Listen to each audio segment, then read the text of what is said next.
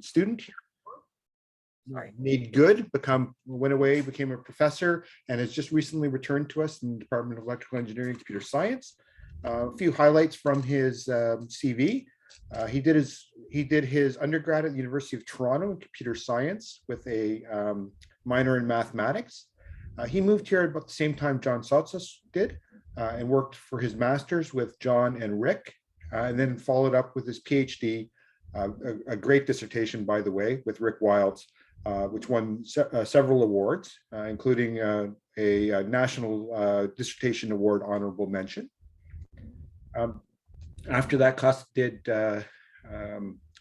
postdoctoral fellowship at University of Pennsylvania in the GRASP lab, very famous lab, before coming to Toronto, not at York though, at Ryerson, where he's been, where he was since 2012, before joining us just last summer. So it's my distinct pleasure to introduce Kosta, who, as you can see, is a domain expert, and he's going to tell us what that means in terms of computer vision.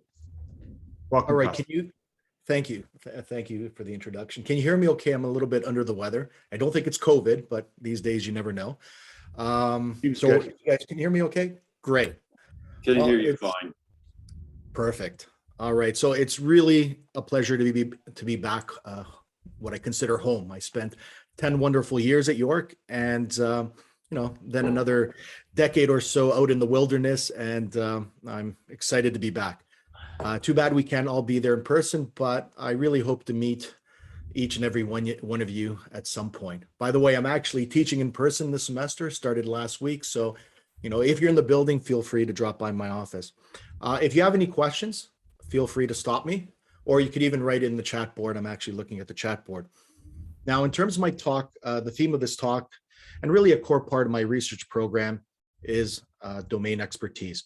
Now, the one thing I need to point out here is I'm not advocating for using domain expertise to handcraft the whole solution, but instead what I'm interested is basically using learnable models, introducing the right inductive biases into these models, using domain expertise, and finally using data in order to train our models. All right, so 2012 marks an important year in computer vision. It's kind of a beginning. Kosta, are you supposed to be sharing your slides? I am sharing my slides and myself. Yes. I only get you in a small window. I'm not sure about other people. Oh, how about switch your view to speaker view, Rob? Speaker view? It'll do it. Yep, Thank I've you. got I it. may not be the only one. Sorry about that. Yeah. Oh, no problem. Full screen. Well, for everyone. Sorry about that. So I'm actually not broadcasting directly through Zoom. I'm going through OBS and then through Zoom. That's how you get to see me together with my slides. Apologies for the interruption. Looks great. No problem at all. All right, so 2012 marks an important year, and this is really the beginning of the era of deep learning. And for some, this is really just revisiting what people had worked on, decades before. So essentially what we have is the reintroduction of neural networks, or if you'd like, high capacity differentiable function approximator. So to put this in perspective, my life completely changed in 2012. So I finished my PhD in 2010, and I was ready to start extending upon my PhD. And then the whole ground shifted towards these learnable models. And it took me a few years to kind of find where I fit in. And I finally found my place in terms of, combining my own domain expertise, in particular in computer vision, but also in video, and combining with these learnable models. All right, so to some, computer vision is all about the black box, our neural network, and data, right? So our black box here is a generic tunable black box, and lots of labeled data. Now, to some, they would argue that all we need to do in order to solve vision is we just need to scale up our networks. In addition, we just need to collect a lot more data. Now, this strategy is not without its issues. So for instance, getting large labeled data sets is time consuming, expensive, and for many applications. So for instance, for medical imaging, you just can't get these types of labels, or at least at the scale that we need it. So in this talk, what I want to do is I want to share 3 projects where domain expertise has played an important role. All right, so the first project I want to talk about is what I call unsupervised learning of optical flow, or some people now will call this self-supervised learning. So our problem setup is as follows. So we're given two images in a temporal sequence. And what we want to do is we want to train a network, which will regress the apparent displacement of each pixel from one frame to the next. Now, in terms of this particular project, the expertise comes in terms of defining the loss function. And in particular, what we're going to do is we're not going to use labeled data.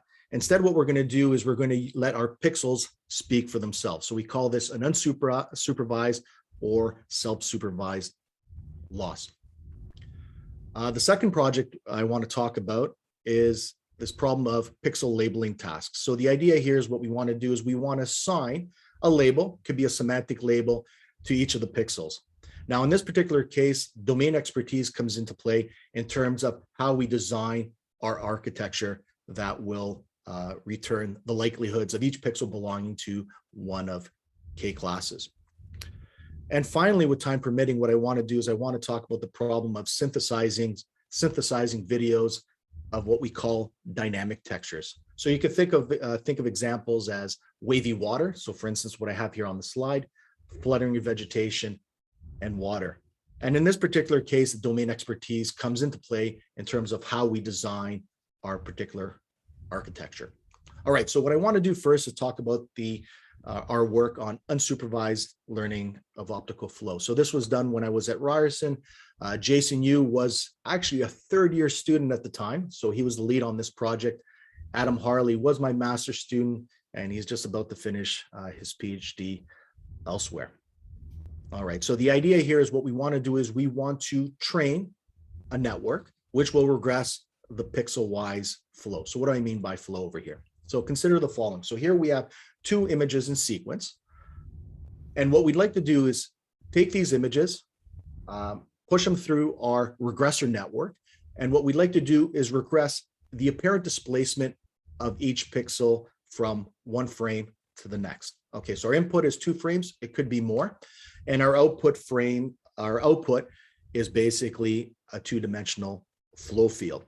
Here, what I've done is I'm just showing it to you in terms of a color visualization, but the way to think about it is each of these colors here corresponds to a 2D vector indicating the apparent displacement of each pixel. So for instance, if we consider here this green point, this particular green point here moves with this particular displacement given by the arrow.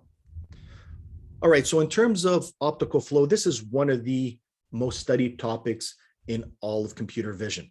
Right. So if you just take a look at Google Scholar here, there are over 100,000 papers the last time I took a look at, did a search on this. And prior to 2015, none of these methods were actually using learning, or in particular, deep learning. Instead, what they were based on were these optimization methods or variational methods, as some people refer to them. But that changed in 2015. And this was by this paper called FlowNet.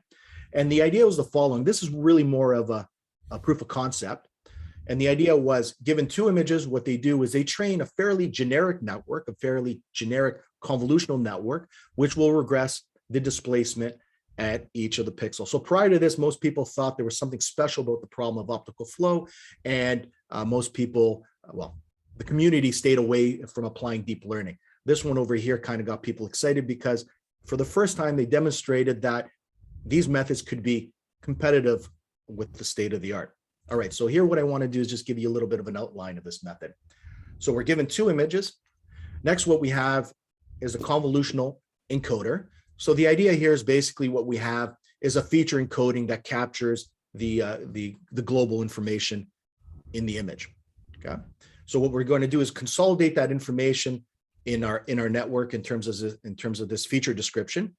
And next, what we're going to do is we're going to apply a course-defined flow decoder. And what I mean by course-defined is what we're going to do is we're going to sequentially predict a set of flow maps, each at a different image resolution, and that's given by these images over here. Ultimately, what we care about is the final flow map at the highest resolution. And in order to train this model, we need to define a loss, and this loss is going to be associated to each of the maps that we regress. Now, in terms of this FlowNet model, what they used was supervised loss. And simply what they did was they took the L2 norm between the predicted flow at each of the pixels and the ground truth. Okay.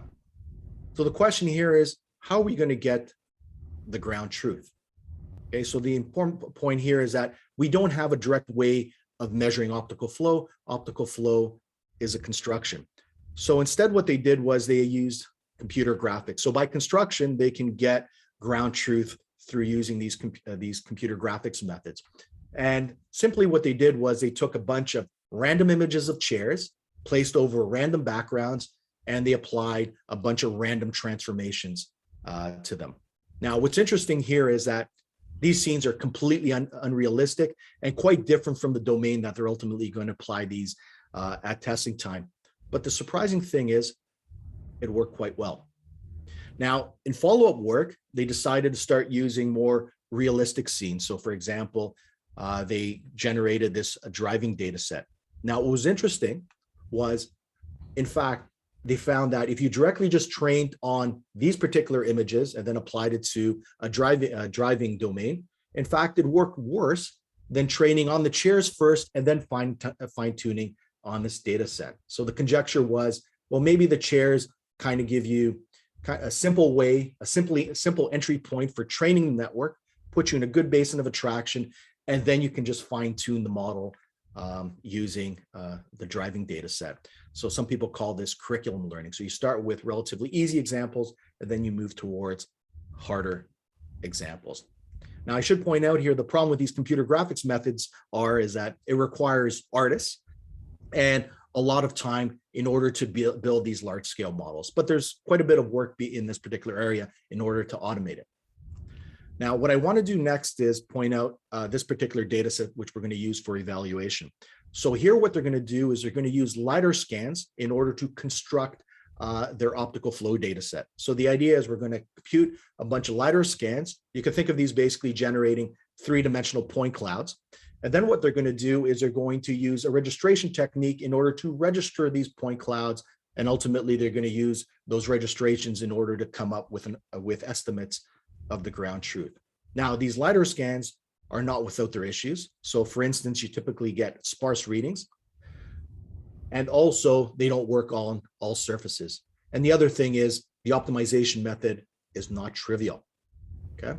So instead, what we decided to do was kind of consider what some would have considered a crazy approach at the time. So rather than using ground truth data, labeled data from whatever source, instead we asked the question, can we basically train our model using the raw data alone? And the obvious advantage here is we basically have virtually unlimited data. We can just walk around the world and just collect data. So in fact, this is the approach that I'm going to describe next. And are there any questions? No. All right. So our inspiration actually comes from this paper here. This is a classic. It's a seminal paper in optical flow. This is the work from Horn and Shunk from 1981. What they proposed was a variational loss in order to estimate the optical flow. And this was really the standard method that people used prior to the deep learning revolution in optical flow. And then people had kind of forgotten it until a couple of years later, until we came back and said, wait a second here, there's some good stuff from the 80s. Anyway, so our inspiration comes from this particular paper over here. And it consists of two assumptions. So the first assumption is the following. So consider the scene over here. So let's say we have our image at time t, and we have this yellow point. All right, so if we consider that same yellow point at time t plus 1, what we're going to assume is that the appearance of the point, as it apparently displaces from one image to the other, will remain the same. All right, so for on the left-hand side, we have the image at time t. On the right-hand side, we have our image at time t plus 1, and u and v here correspond to the horizontal and vertical displacement. Essentially, what this assumption here, this constraint here encodes is the idea that the pixel values, whether we're talking about the color values or some function of the color values, will remain the same. So we're going to call this our appearance constancy assumption. Now, assumption number 2 is the following. So the world around us is relatively smooth, or it's made up of relatively smooth surfaces, and there's just continuities between it. So we're going to use that assumption in order to encode an assumption about the underlying flow field. All right, so if we consider this yellow point over here, we have the flow denoted by UP. And what we're going to assume, given the world is relatively smooth, is that the neighboring flow at neighboring pixels is relatively the same. All right, so in other words, the flow is going to be relatively similar. So the idea here is that the velocity of neighboring pixels will vary slowly. Okay, so those two assumptions are the key ideas behind not only the Horn and Chunk loss, but ultimately the loss that we're going to use for training our deep learning network. Now, this loss consists of two parts. We have our photometric loss, which is predicated on the brightness constancy assumption, and we also have a smoothness loss, which basically enforces the idea that the neighboring flow field should be relatively smooth in local regions. Now, in terms of the Horn and Chunk method, they relied on an optimization method, a variational method. And the idea there was they wanted to minimize this loss with respect to the velocity field over an image pair. So there was no training involved over here. Ultimately, what they were interested here was finding the optimal set of UV values at each pixel that would minimize this loss. Instead, what we're going to do in our work is minimize the loss with respect to the network weights over the training set. So we're going to have a convolutional network, which we're going to train in order to regress optical flow at each of the pixels. And then at test time, we're just simply going to get 2 image frames that are in sequence, and we're going to push them through our network in order to realize our flow values. All right, here what I want to do is just give you a little bit more details in terms of the two losses. So the first loss is our photometric loss. And what we want to do here is we want to minimize deviation from appearance constancy. And in particular, in this particular work, we looked at color constancy. So what we wanted were the RGB values to remain the same. All right, so if we take a look closely over here, what we're going to do is we're going to sum over all the pixels. IJ denotes the pixel locations. Rho D corresponds to a robust loss function, right? And the reason why we're dealing with a robust loss function is we want to deal with outliers in our assumptions. So for example, brightness constancy may not hold everywhere. So for instance, we may have specularities in the image. And ultimately what we want to do is we want to downplay those outliers so they don't throw off our estimates. All right, I is our image at time t. IJ correspond to the spatial, our spatial positions, x, y. Next, what we have is our image at time t+1. Okay, so notice what we're going to do here. Ultimately, what we're interested in is a registration problem. So what we're going to do is we're going to take our images, push them through our network. W here corresponds to the weights. And what we want to do is we want to regress the displacement values at each of our pixels. So U corresponds to the horizontal displacement, V for the vertical. And the idea is the following.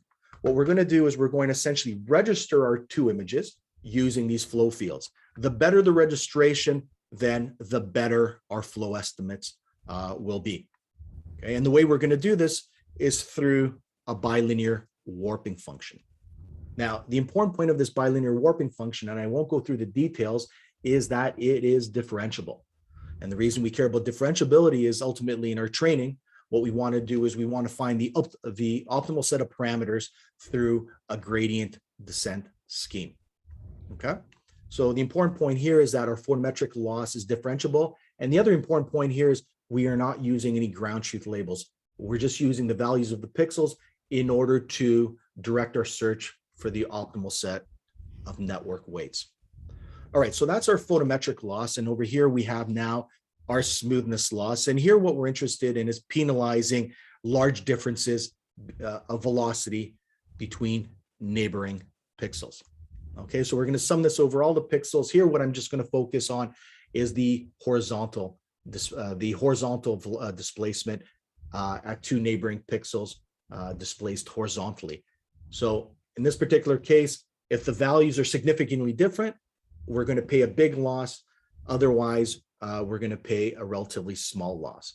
So the idea here is, all things being equal, what we prefer are relatively small or relatively smooth velocity fields. All right.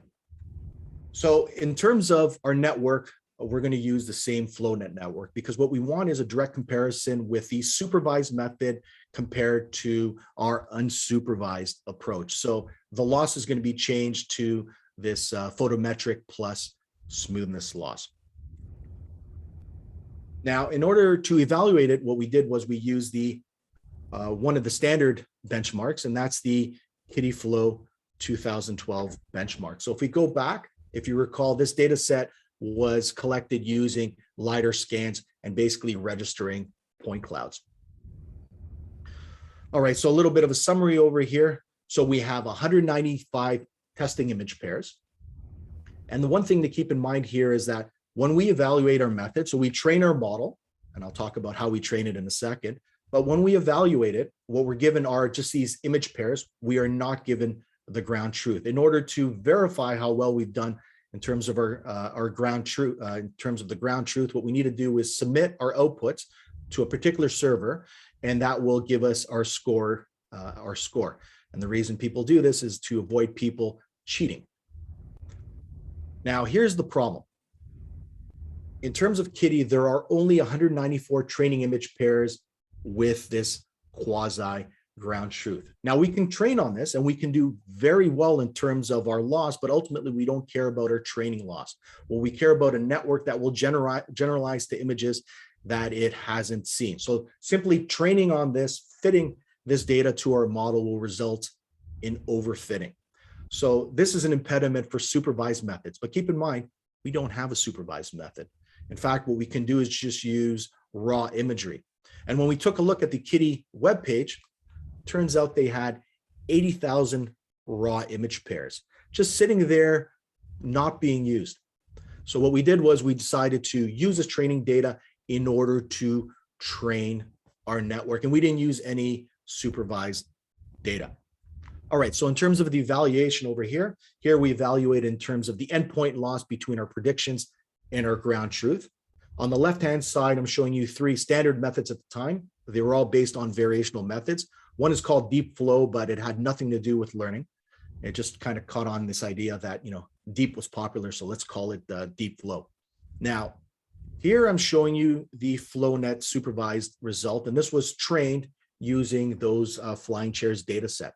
Now, notice that at the time, it wasn't the state of the art, but this is what people got really excited. Imagine, with a little bit more network tuning and maybe reconsideration of the losses, maybe we can do much better.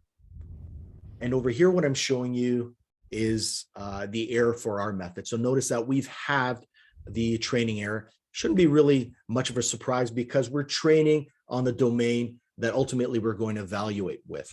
And I mean, these were early results. Since then, almost all methods are now using deep learning methods, and they use a combination of both supervised data, but also unsupervised methods like ours over here. So I'm not necessarily advocating for a completely unsupervised method. If you actually have training data, label training data, then that's a valuable source that you should integrate in.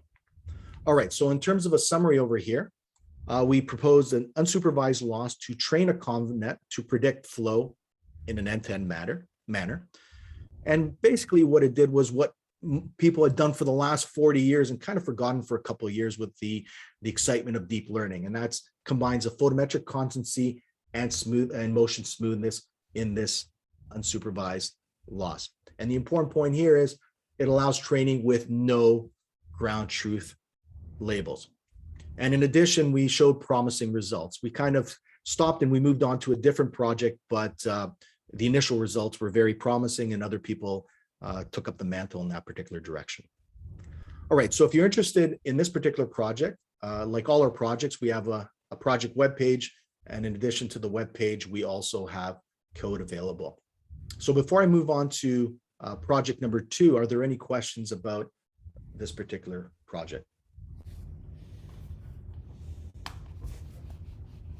I hear a little bit of rustling, but Yeah, I've got one quick question. In terms of trying to keep the flow the same, etc. Obviously there are disjunctions when the background is covered or not covered, so you go from no flow to flow or flow to no flow. Is it simply that that's a small subset, or that you start it at low, the large grain size and sort of average that out and then refine it? Yeah, so that is definitely so that's why we use, for example, the robust norm both on the photometric side and also on the smoothness side. So it kind of disables to a degree the fact that we're going to have this discrepancy around the occlusion disocclusion regions. That being said, we were kind of working on it, and then we kind of left it, but other people have looked at ways of kind of masking those particular regions. So identifying where those outliers are and masking them. But I agree with you, around the boundaries, because of disocclusion and occlusion, you don't have any matchable points there. Thank you. Kosta, I've got another one. I'm not sure whether the hand. Go ahead, Nico. Yeah. Go for it, Nico.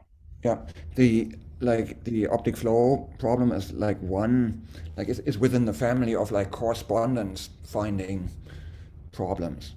And my question is whether you've tried to tackle others with the same, like with that method. For instance, finding like stereoscopic correspondence between two stereoscopic images. Or another application that I would be super interested in is matching faces onto a prototypical,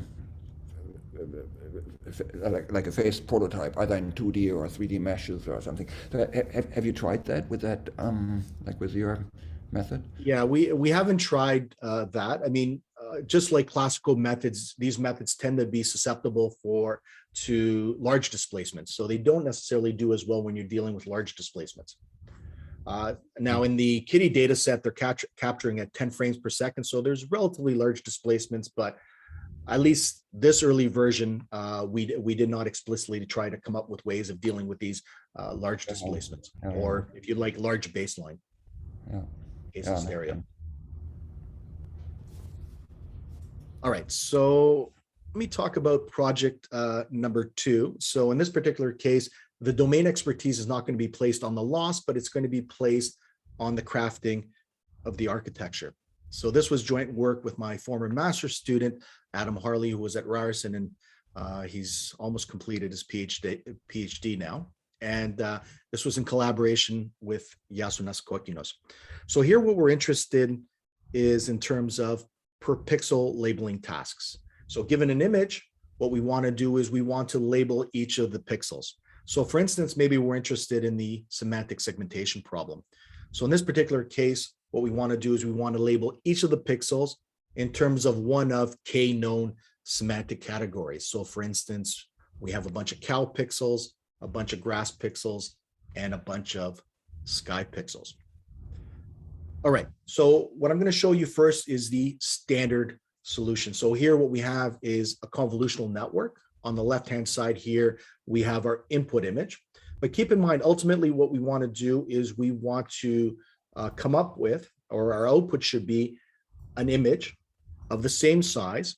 And here what we're going to have is a set of likelihoods associated or attached to each of the pixels. And it'll basically tell us the likelihood of that particular belonging to a particular category. So on the left-hand side, we have our convolutional encoder, but ultimately what we need to do is we need to apply a convolutional decoder, which will culminate in terms of these likelihood maps. So what we have here is a set of repeated convolutions, subsampling on the encoder side and upsampling on the decoding side. So the one thing to point out here is these types of architectures are largely adapted from the object recognition literature. But these generic networks are not without their issues. All right, so let me give you a different view of looking at the processing. So over here, we have our input image. And over here, I have the filter size that I use in my initial layer. So you can think of this region over here corresponding to the receptive field of this filter. So pixels in the original image within this region can potentially have an effect on the feature computed at this layer. Now, in our convolutional network, what we do is we apply repeated convolutions and nonlinearities interspersed. And what I want you to notice is that the receptive field is going to grow larger, larger, and larger until ultimately all pixels in the image can potentially have an effect on the features computed.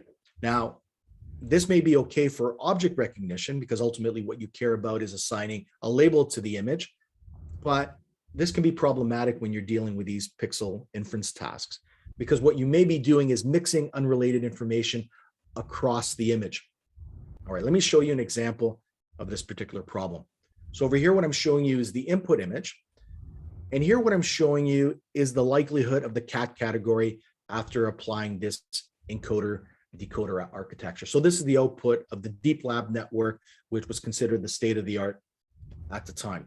So white over here denotes high likelihood for cat, dark corresponds to low likelihood. So it doesn't do not bad of a job in terms of identifying where the cats are, but what I want you to notice is that around the boundaries, the likelihoods tend to be quite soft, meaning that they're quite uncertain whether we're looking at a cat pixel or a background pixel. Now, people were aware of this, and what they decided to do, well, why don't we just do additional post-processing? So what we do is we take our likelihood maps, and then what we're going to do is apply a conditional random field, for instance. And the idea here is we've created the problem, and now what we're going to do is we're going to post-process it in order to sharpen the outputs and deal with the problem. So that's one way of dealing with it, right? Is basically create the problem and then fix the problem. In our case, what we were looking for was a change in the architecture, which was basically avoiding this mixing of information from unrelated regions to begin with. And we call this the segmentation aware convolution architecture, or simply the seg-aware convolution. And what I'll show in a bit is that, in fact, this is really just a generalization of convolution. But the important point here is that we're also going to integrate segmentation cues in terms of our feature processing. All right, so for our architecture, it consists of two stages. Stage number one consists of learning pixel embeddings. So what we're going to do is we're going to start with raw RGB images. And what we want to do is we want to train a network which will learn a new representation for each of our pixels. We're going to use this later on in basically to guide our semantic segmentation outputs. All right, so the guiding principle over here is the following. Stuff that belong together should be grouped together. So in this particular case, we have two apples, different appearances, and an orange. Well, what we'd like to do is group these apples together and push away the orange. Now, in our case, we're not dealing with the objects themselves, but we're dealing with pixels, but the same idea applies. So stuff that belong to the same category, so pixels that belong, so for instance, to apples, those embeddings, those feature representations should map very closely, and those that are different, so for example, an embedding for an apple versus an orange should map very far apart. All right, so let's consider the following. So we have our cat image over here, and I'm going to zoom in. And here what I'm going to do is I'm just going to show you the delineation between the cat pixels versus the background pixels. Now, on the right-hand side, what I'm showing you is our embedding space. Typically, when we perform this processing, we assume a 64-dimensional space, but here, just for simplicity, I'm just showing you a 2-dimensional space. All right, so let's consider some pixels on the cat. All right, so we have the yellow pixel on the cat, and we have an additional yellow pixel on the cat. So again, the idea is we're going to take this image, we're going to push it through a convolutional network, and ultimately what we want to do is learn a feature representation, or what we're calling an embedding. And the idea here is that pixels that come from the same semantic entity, so for example, a cat, should map closely in the embedding space. Alternatively, if we consider a non-cat pixel, so for example, the blue one here on the right, this should map very far apart from the cat pixel. All right, and the way we train this model is through the following loss, which basically computes pairwise. We have a set of pairwise pixel pairings, and what we want to do is the following. Okay, so the idea is if we just consider our cat pixels, they should map very closely in our embedding space. If they map closely, we're going to pay a relatively small or zero loss. Okay, and this is given by the top expression over here. So things that belong together should map closely together. Alternatively, if I consider two pixel pairings from two different surfaces, two different semantic entities. So for example, we have the cat versus the non-cat. In this particular case, they should map very far apart. So if they map very far apart, we're going to pay 0 to no loss. Alternatively, if they map very closely together, then we're going to pay a large penalty for that.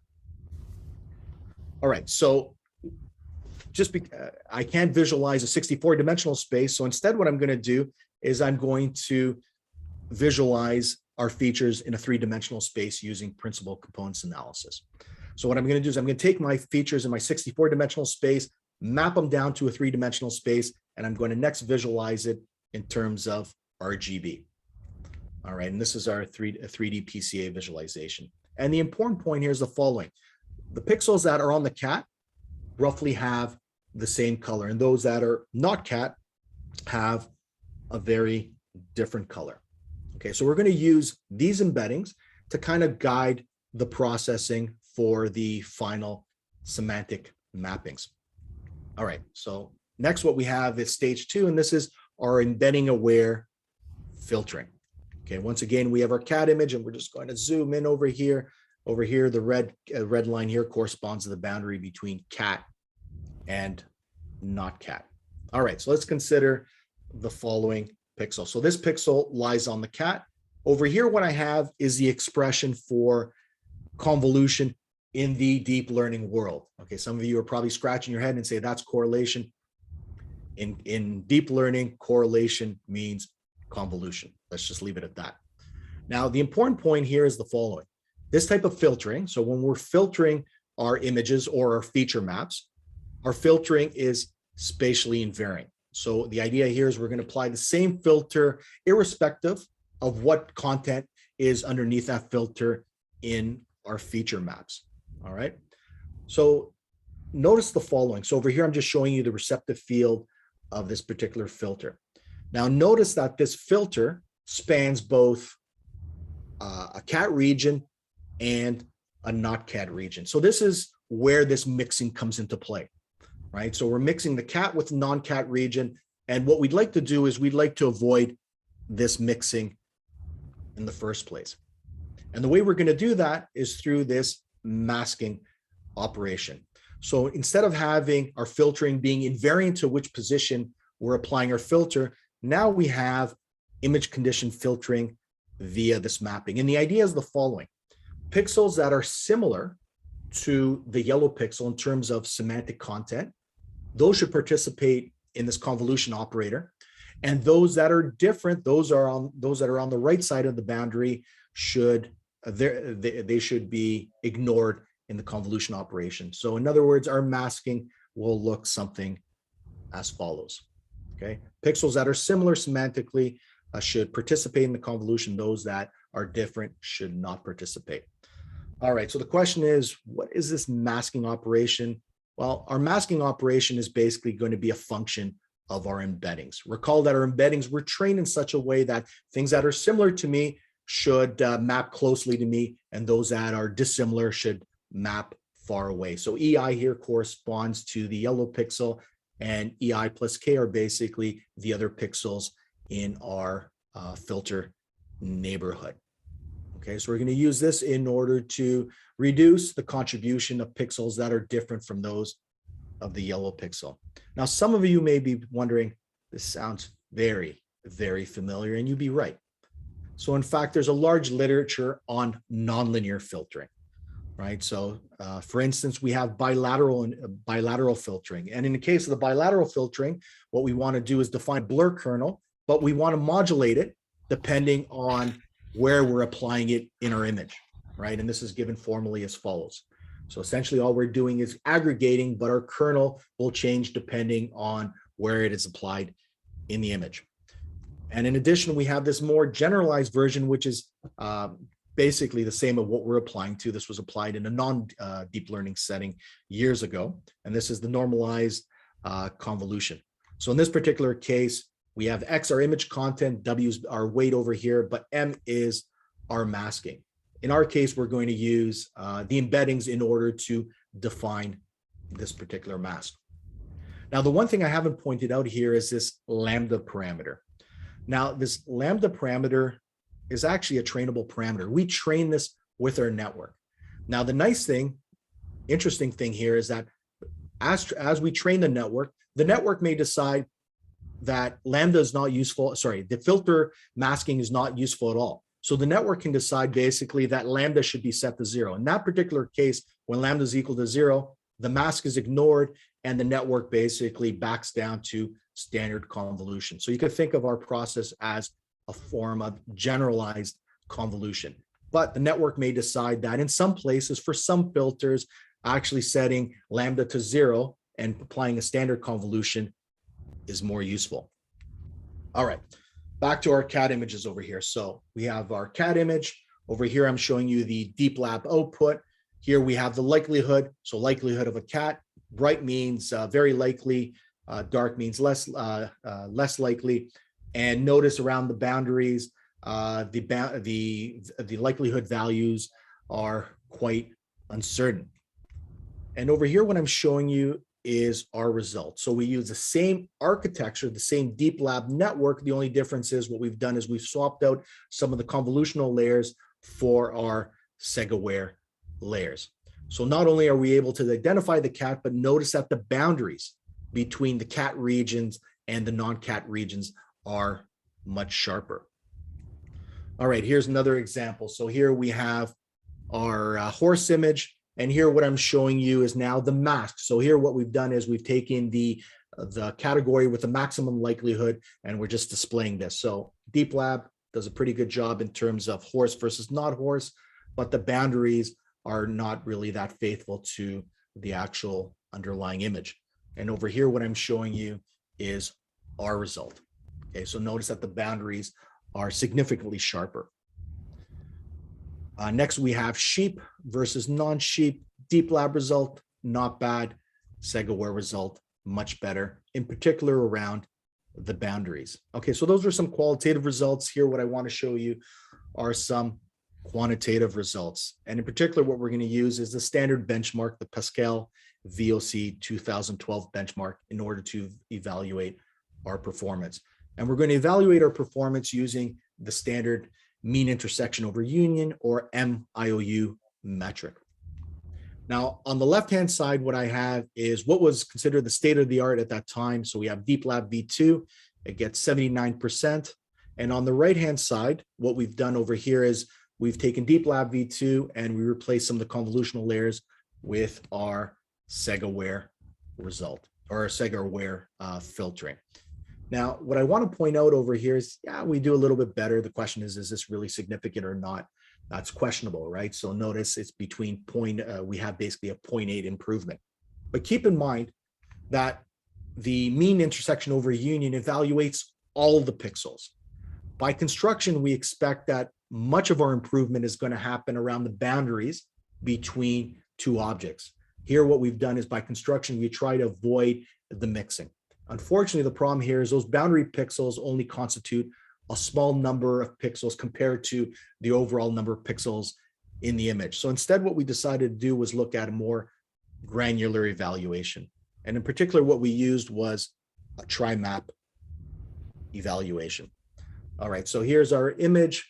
And what we're going to do is, rather than evaluate the mean IOU over all the pixels, what we're going to do is we're only going to consider pixels around the boundary. And what we're going to do is we're going to consider boundary values or boundary widths at a variety of different values. All right, so on the horizontal axis, what we have is the tri-map half width in pixels. And on the vertical, what we have is the mean IOU. But keep in mind, we're only evaluating around the pixels, and here now the pixel width around the boundaries is given by this half width. Over here, what I'm showing you is the Deep Lab result. Next, what I'm showing you in green is the SegaWare result. So notice now that we have a much bigger difference, roughly a 4% improvement, a boost in performance compared to Deep Lab. And this is what we would expect. So by construction, we were targeting, fixing the likelihoods or fixing this blurring issue around the boundaries. And in fact, that's where most of our performance gains are found. Now, so far I've been talking about pixel labeling tasks, in particular discrete pixel labeling tasks, but you could also apply these types of convolutional layers to regression networks. So for instance, we could return back to our problem of optical flow estimation. So over here, what I'm showing you are two images from the Scintilla data set. This is a standard data set. And here, what I'm showing you is the output of FlowNet trained in a supervised fashion. So it does pretty well, but notice that quite a bit of the regions seem to be quite soft, right? So especially around the boundaries, what we would expect is the flow to be a sharp transition from one region to the next. We're not getting that. But in fact, when we replace our convolutional layers or some of the convolutional layers with our SegaWare, what we get is the following result. So notice that we have much crisper boundaries, and that's especially where we would expect improvements using our SegaWare convolution layers. All right, so in terms of a summary over here, what we've done here is we propose a general image condition filtering layer as opposed to the standard method where we basically apply unconditional filtering. And the important point is by construction, it counteracts the smoothing between different semantic regions. And in addition, what we did was we showed improvements by modifying strong baseline architectures. Now, if you're interested in this work, we have a webpage for that where you can find the paper and also code. Are there any questions regarding this? Rob, how am I doing for time, by the way? We're getting close to 3 o'clock. We started a bit late, of course, because of the presentation. So how much more do you have? Another 10 minutes or so? Well, it depends. I have another hour, but I will jump ahead, no problem. So Hugh. Yeah, quick question. I understand modifying the filters, but how did you choose the filters in the first place? Were they trained? Were they supervised, trained? I mean, yeah, so filters. So there's two parts to it. So Okay. The first part is an embedding network that is trained separately using labeled data. So we actually have a data set where we have that is supervised. Yeah, indeed. And the second one is also supervised, right? Supervised with the target, at least in the first problem, the target was the semantic segmentation, and that is fully supervised. So there's no unsupervised in this particular case. Okay, one other quick question. When you showed the last frame, I noticed that because it was an articulated object, the woman in particular, her legs seemed to map well with the same green as the dragon. And so how do you deal with articulated objects? Because arguably it's getting this leg is not part of her, if I understand this correctly. Well, keep in mind, this is the displacement field, right? So yes. So the displacement field, the leg may be moving in a different direction from. That's right. That's right. So in that case, that should make sense. Okay. It just happened that the displacement appears to be very similar. By the way, I'm colorblind, so I shouldn't be doing any color research, but do they appear similar to you, Hugh? Well, the green down here is essentially identical to the green up there. Yeah. So in this particular, I mean, it can happen, right? Because of the articulation, you can have things moving. Right? Thank you. Yeah, well, so my question is even related to Hugh's question. Yeah, but I spotted at the cat's image, image, you could realize that the tails of the cats are really performing poor. So do you have an idea why that happens? And do you have a solution for that?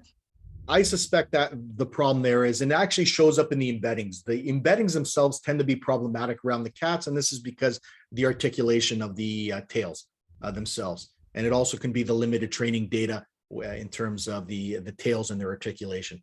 But yeah, the cattails tend to be the hardest things to segment. Yeah, yeah, okay, yeah, but you have no solution for that, yeah, because it's now the tail of the cat, and in other objects, these are other yeah, features, yeah, which are missing sometimes, and this is sometimes really surprising. Yeah. So the way I think of the embedding network is ultimately what it's allowed to do is use global information in order to nail down, for example, these embeddings, right? The similarities between the embeddings. So for instance, it can be using shape information. Unfortunately, when you're dealing with the cat tails and their articulations, those tend to be difficult. Okay, fair enough. Thanks. All right. All right. So I had a whole other section talking about motion energies, and I'm going to leave that to the side anyway. And what I want to do lastly is kind of give you a little bit of an overview of the types of things I've been thinking about lately. Anyway, so to summarize the stuff I've talked about so far is that much of my interest is centered around combining computer vision, domain knowledge with modern inference tools. So rather than basically using generic tools, what I want to use is domain knowledge in order to address shortcomings with using generic methods. But now what I want to do is really talk about what's next and the types of things I'm very interested about. All right, so the first problem is returning back to the problem of human pose estimation. So I've done quite a bit of work on human pose estimation in collaboration with people at the University of Pennsylvania. Part of it started when I was a postdoc there, and then we had a very fruitful collaboration over the last decade. So the idea here is we're given some imagery, and what we want to do is we want to estimate the three-dimensional pose in metric space. Oh, and by the way, there's a tremendous amount of collaboration opportunities here with Marcus Brubaker and Nico Troia. So I'd love to talk about this even more. So in terms of the types of work we did, we considered a whole bunch of input modalities. So we considered inputs as video, multi-view imagery, and also still images. So over here, we have our input video. And here, what I'm showing you is a recovered pose from a variety of different viewpoints with our virtual camera. So that was a video example, but here what I have is another example where we're dealing with a static image. Okay, so this is something I'm highly interested in getting back into. And one of the things I've been thinking about is, well, what role does context play in terms of pose estimation? Now, context can come in a variety of different ways. So for instance, consider the following. So a standard way people approach the three-dimensional pose estimation problem is they first run a person detector. So they detect a person over here, and maybe they detect a person over here. But the problem here is they kind of treat the pose estimation problem independently, right? And what I'd like to do is kind of look at their social interactions in order to improve pose estimates. Our people are not like just, you know, in this blank world, right? They're interacting with each other, they're interacting with surfaces. There's a lot of information there that can be mined, and something I'm highly interested in looking at. Here's another example. So maybe what we want to do is use the pose and the object and see how they interact together in order to improve pose estimates. Another thing I've worked on in the last few years, and this is still ongoing work, is on predictive models. Okay, this was joint work with Michael Dorkenwald and Bjorn Omer. Michael just finished his master's thesis based on the work that I'll just highlight here. And he spent 4 months in my lab. So this has been a very fruitful collaboration. There were other papers and together with Bjorn Omer, who was his supervisor, and we took advantage of the German DAAD program. So I'm hoping that we can, while now I'm at York, I can take advantage of this program and people can actually show up to our labs. All right, so here, let me just give you a little bit of flavor for this particular problem. So I'm interested in video prediction problems. The idea is you're giving me a single image or multiple images, and what I want to do is I want to predict how this image can potentially evolve over time. All right, so here's the problem that we looked at in the case of Michael's work. So we're given an image over here. And if we take a look at this image, people get this vivid impression of how this image can potentially evolve.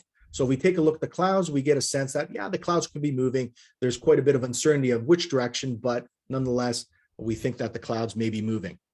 If we take a look at the water, well, we definitely know that the water is not standing still, that it's flowing downwards.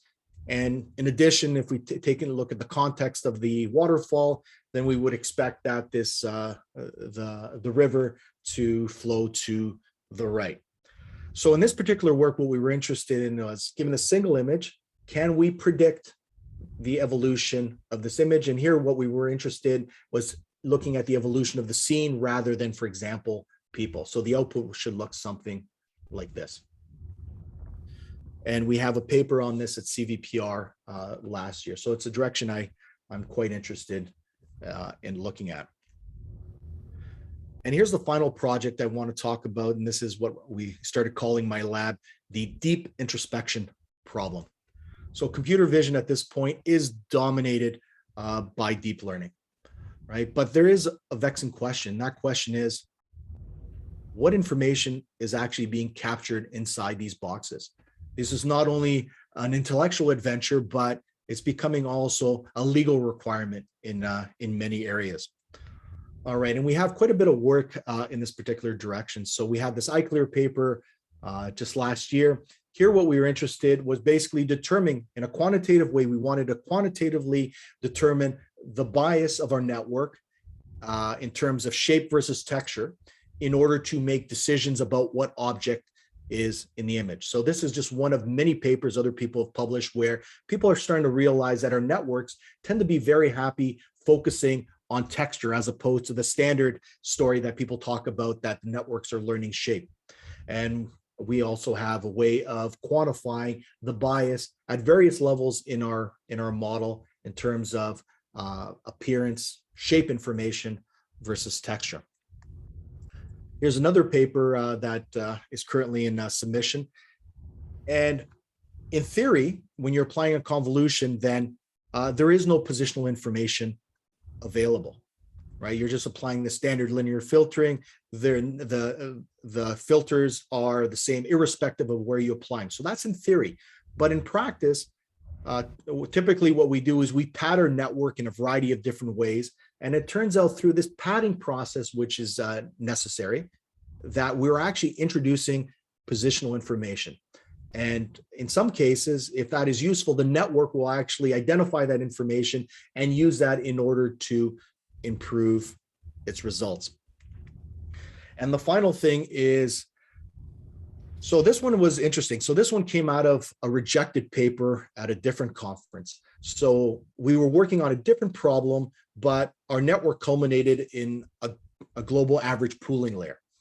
And the reviewer told us that there is no positional information because you're using global average pooling. We all know this. Well, it turns out that's not the case. So in this particular paper that appeared at ICCV, we actually have a set of experiments that demonstrate, though you're global average pooling spatially the information, that the network can encode positional information and then leverage that if it is actually useful. So through these series of papers, I've kind of started calling my students the Mythbusters, right? So through these very inventive experiments, we've been able to identify things that people have assumed were not true. All right, so if you're interested in the work I've just talked about in this talk, or the type of stuff I'm working on today, you can take a look at my webpage. And finally, I have a growing social media presence, so you could also find me on Twitter. I'm not going to talk about my family there. It's all about, talking about computer science, computer vision, and machine learning. All right, Rob, I'm done. Fantastic. Thanks, Kosta. We've got time for questions. Lawrence, start us off. Okay. Well, that was very interesting. I would like to talk a little bit about the optic flow part of your talk. I'm a psychologist, not a computer scientist, so I don't have any real, understanding of how these two fields, those two approaches to optic flow, actually combine together. They must overlap in some way, right? I'm thinking from my point of view, I'm interested in optic flow from the point of view of determining self-motion, being able to distinguish the different sources of motion in the image, like objects moving in the world apart from your movements, and head movements and so forth. So and I wasn't able to really extract from what you had told us how that information, what information you could actually get out of your analysis of the optic flow. Is it something that would be a sort of a helpful model of what happens in our heads when we move around, or how does it? What sort of information can you get out from your model that might be interesting to the psychological approach to optic flow? Yeah, it's interesting. The whole field is worked on it for the last 50 years, and there's been even workshops saying, what is optical flow good for, at least from the computer vision side. Some people believe that this is an intermediate step to do further processing, right? So, or some people are just interested in just using the flow for registration. From the human side, do we compute optical flow explicitly? These are one of the questions that I struggled with, and I'm still interested to hear where the human side of things work. In terms of my thesis, I was more interested in energy models as opposed to optical flow, because to me, I think optical flow is problematic because it makes quite hard, strong assumptions. And the problem there is once you make those strong assumptions and you make those errors, you can't actually revert from them, right? So the question is, how do you deal with scenery where you have multiple motions that are overlapping with each other? More generally, I think that motion is a loaded word, right? Because many of the stimuli we look at, I wouldn't describe it as motion. To me, motion are trackable points, right? But when you're dealing with the more stochastic type of stuff, the standard assumptions of smoothness, of brightness completely fail, right? So I'm actually interested, over the years, I've talked to people on the human side, and I'm interested in, how do we actually process dynamics? I kind of stay away from the term motion because I think it's loaded, but in general, like for instance, how do we deal with stimuli that are not of these trackable points? And I don't know. Well, I don't think humans are interested in optic flow as such. What they're using, they're extracting information from the optic flow that's useful to them, like heading or how far they've moved and those sorts of aspects. Right, but do we have an explicit representation of flow? And then that's how we've addressed it in the computer vision community. We compute explicit optical flow, and then we build on top of it. Or on the human side, is this information more implicit? I'm asking you, actually. Well, I don't know. I'm looking to you for some sort of mechanisms, because how the brain does it is a mystery. I don't think we've got 104,000 papers on it, but we've got there's an awful lot of literature from the biological and psychological point of view. Yeah. So one of the things I didn't talk about, and I'll just point it out. Let's see here. Slides are just going slow. So in this third project, I didn't talk about. Let's see here. All right, so that's showing up. All right, the motion energy model. So in this particular case, where we're using motion energies, these are probably, and again, I don't know where the literature is. This kind of was like the back pocket neuroscience model of maybe 20 years ago. I'm not sure the relevance of these models today and where they stand. I'm actually interested in understanding these things, right? So although there are works like, for example, Adelson and Bergen showed that with these energy models, you could also arrive at estimates of flow, for instance.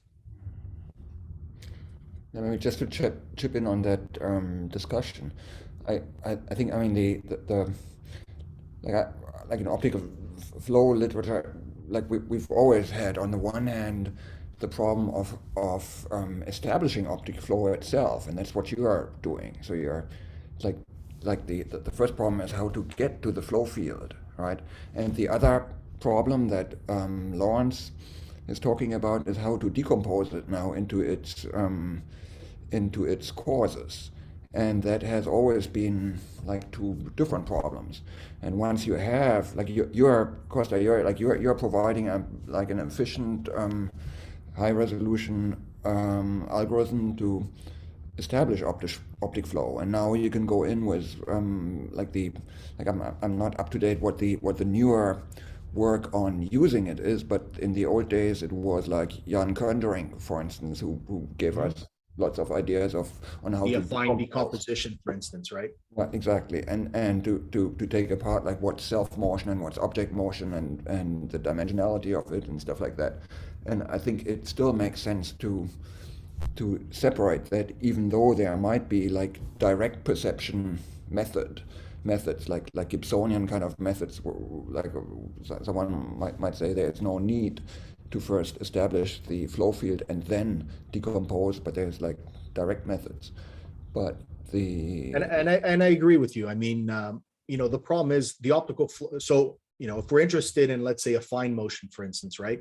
Computing the optical flow as an intermediate representation, you've defined just as hard of a problem, right? And this is where people have argued maybe we should go, if we're interested in a fine flow, we should go directly to the affine flow as opposed to this intermediate representation. Yeah.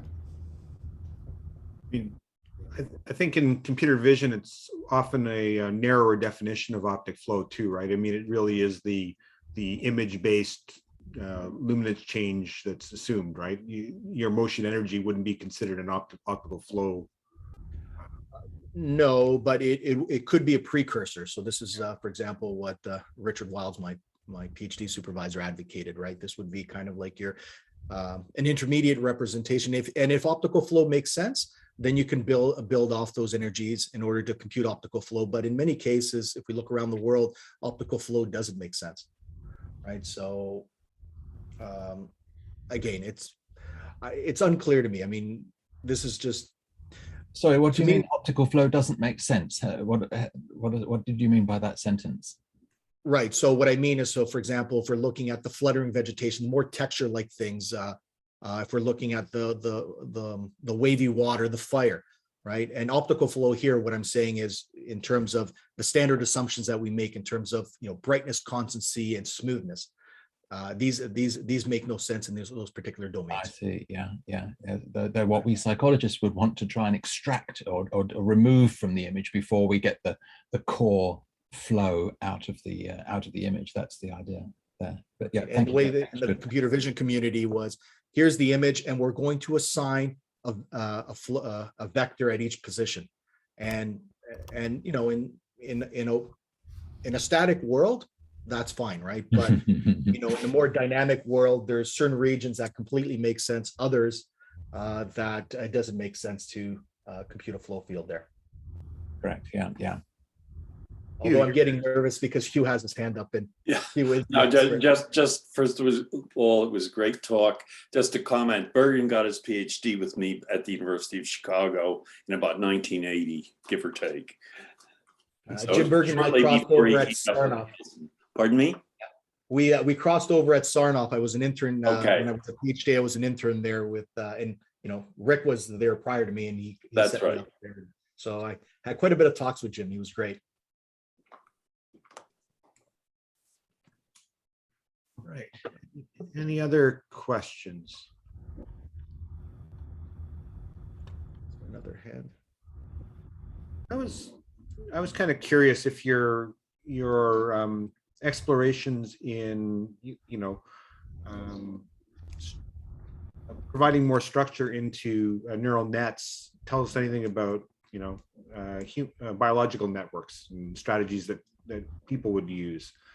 I know it's not your main thing, but have you thought about if there's any applications you're finding? In the early excitement back in 2012, people would start making wild claims. You see in the media that we're building brains and stuff like that. Yeah.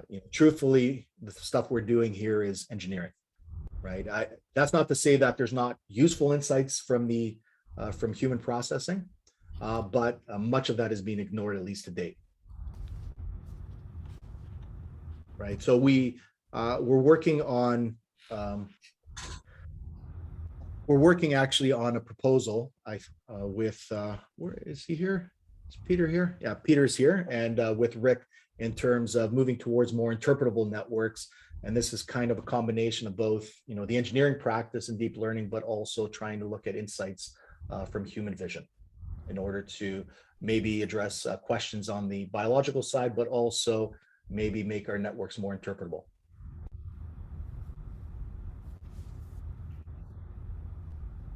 Last chance for questions. Anyone have any questions? Okay, well, I would very much like to thank Kosta for giving us a very enjoyable, very interesting talk. Thank you very much. It was my pleasure.